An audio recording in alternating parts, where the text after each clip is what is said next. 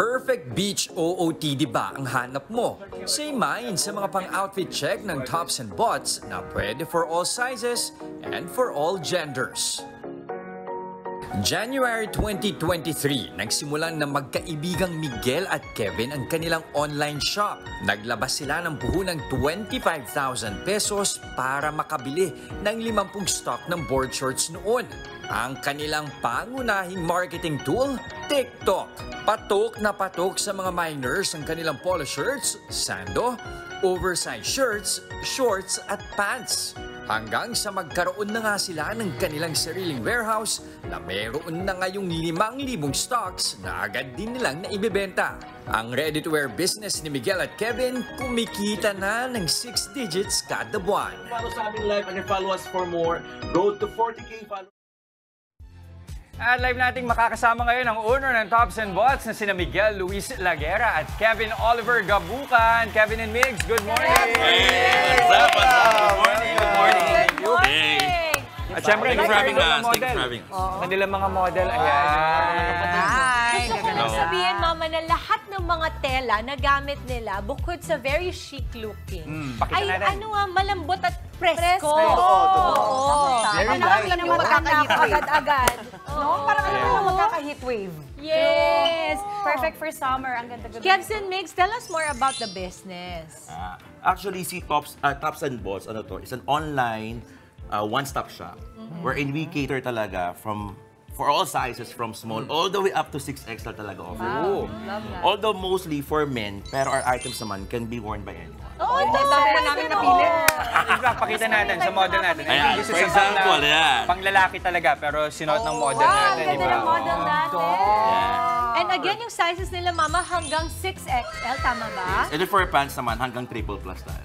Wow! So inclusive Yes, siya. gusto namin inclusive talaga. Ang price range niyo? Ang price range namin from mga 149 to 889. Wow! Ganun talaga. Ano yung 149? 149 usually starts sa sando, Sando. or small sizes. Right. man. Parang ganito ba? Yes. Anong pinakamabenta nyo ngayon? There Especially you go. summer season. Anong mabenta sa Ito, atin? mga chalis na po. Mga chalis. Yun Ito, talaga. nag-suot nating model. Chalis kasama, kasi no? tela niyan. Ayan. Chalis. Like that. Gawa ng tela, chalis yung Yes, tela. chalis. Manipis lang po yan, tapos presko. Magkano yan? Kaya kahit sobrang init ngayon, laban na laban yan. Laban na laban yan. Kaya How much sobrang- yan? Magkano price point? How much yan? Starting from 199, then pataas tayo as the price goes higher. Yan. Very affordable. Alam niyo na panood natin kanina. Hat is just around Sige. 299. 299. Add so much to Alam mo, Yes. masusold ka talaga kasi ang mura. Pero balita ko, kakaiba rin daw kasi silang mag-live Paano? selling talaga. Yari tayo. Paano ba? Paano ba ginagawa tayo yan? dyan. Kaya mo na yan, Kebs. Si Kev o si Migs? Okay. O, sige, pagalingan kayo. Go! Ano ibebenta mo muna?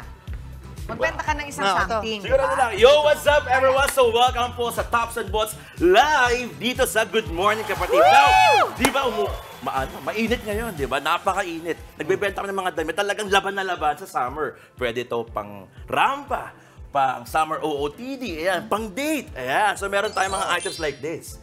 And what's more, this is good for men and women and anyone in between, ha? Talagang of all sizes talaga. Kaya mga Popsi, mga Sisi, go ahead, click our yellow basket down here and check out now. Yeah. I love the energy! Ganun pala Saan dapat. namin kayo pwedeng makontak, makita TikTok shop? Yes. Follow us sa aming SOCMED, sa aming Tops and Bots. Also, watch our live daily, usually mga lunchtime and 10 p.m. gabi-gabi yan sa TikTok. Amazing! Yes, welcome. Thank you very much. Migs! Okay, again, Miguel and Kevin on Tops and Bots. Thank you very much, mga kapatid. Mga kapatid, Jess De Los Santos po, huwag magpauli sa mga umaaksyong balita at napapanahong issue sa bansa. Para sa mas malawak na balitaan, mag-subscribe at mag-follow sa social media pages ng News 5.